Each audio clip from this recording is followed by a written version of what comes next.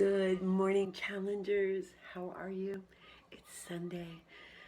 Good job on completing your first week. Please feel so proud.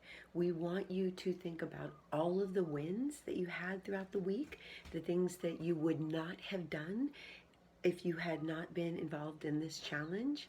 Okay?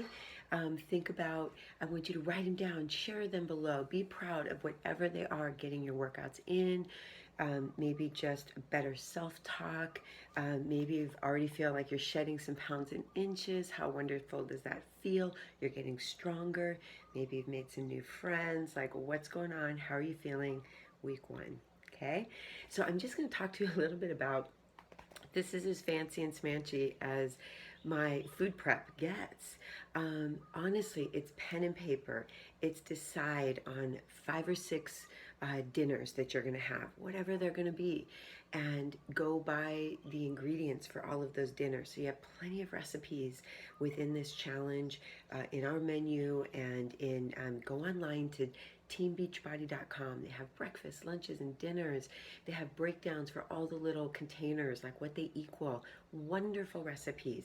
Go get inspired. Sometimes it's hard to just sit and think of what you want to have. You have to kind of look at something that sounds good. So I just want to share a couple of things. Like, I go through my refrigerator and I'm just like, all right, I got a ton of this. Like right now for whatever reason, I have a ton of zucchini. We've got a lot of lettuce. I definitely need to get some more fruit. We're okay on milk. We've got a buttload of eggs.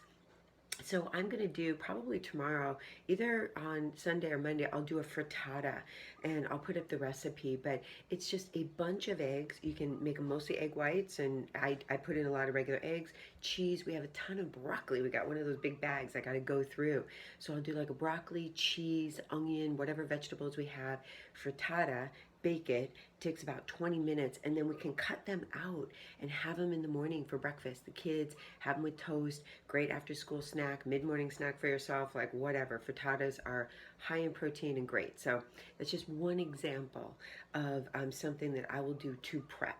So, whether you boil a few hard-boiled eggs, clean off the fresh fruit that you have, chop up, like here's another thing. We use onions in everything. So sometimes if I'm really good, I'll prep and chop some onions and put them in a bag. That way they're just ready to go. Tiny little things make cooking and prepping a little bit easier. But whatever you do, make a plan.